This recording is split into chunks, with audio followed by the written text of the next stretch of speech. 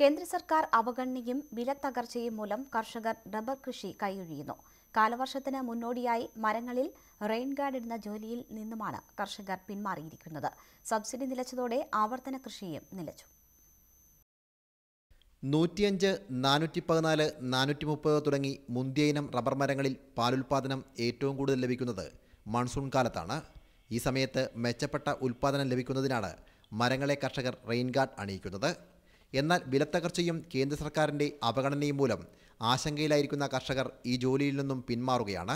ഈ റബ്ബറിൻ്റെ വില ഇതുപോലെ താഴ്ന്നതുകൊണ്ടാണ് കർഷകർ പ്ലാസ്റ്റിക് ഒട്ടിക്കാൻ വിമുഖത കാട്ടുന്നത്. പ്ലാസ്റ്റിക് ഒട്ടിക്കാൻ ഇപ്പോൾ ഒരു മരത്തിന് 25 രൂപയോളം ചിലവ് വരും. അത് മുടക്കി കഴിഞ്ഞാൽ ഈ ഇന്നത്തെ രീതിയിൽ വില പോകാൻ ഇപ്പോൾ 120 രൂപയാണ് ഇന്നത്തെ മാർക്കറ്റ് വില.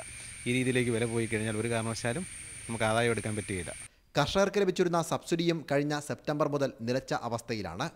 നമുക്കറിയാം, കേന്ദ്ര സർക്കാരിൻ്റെ റബ്ബർ ആവർത്തന കൃഷിക്കുള്ള സബ്സിഡി 2015 ശേഷം റബ്ബർ ബോർഡ് നൽകുന്നില്ല. അത് കർഷകരെ കൃഷിയിൽ നിന്നും മുന്നോട്ട് നയിക്കുകയാണ്. റബ്ബർ ബോർഡ് സ്ഥാപിതമായത് റബ്ബർ ഉൽപ്പാദനം വർദ്ധിപ്പിക്കാനുള്ള പദ്ധതികൾ ആസൂത്രണം ചെയ്യാൻ വേണ്ടിയാണ്. പക്ഷേ ഇപ്പോൾ റബ്ബർ ബോർഡ് ചെയ്യുന്നത് കർഷകരെ അതിൽ നിന്ന് പിന്തിരിപ്പിക്കുന്ന ഒരു പ്രവണതയാണ്. വിലത്തകർച്ച മൂലം പല റബ്ബർ തോട്ടങ്ങളും ഇപ്പോൾ കാട് കയറി മൂടിക്കഴിഞ്ഞു.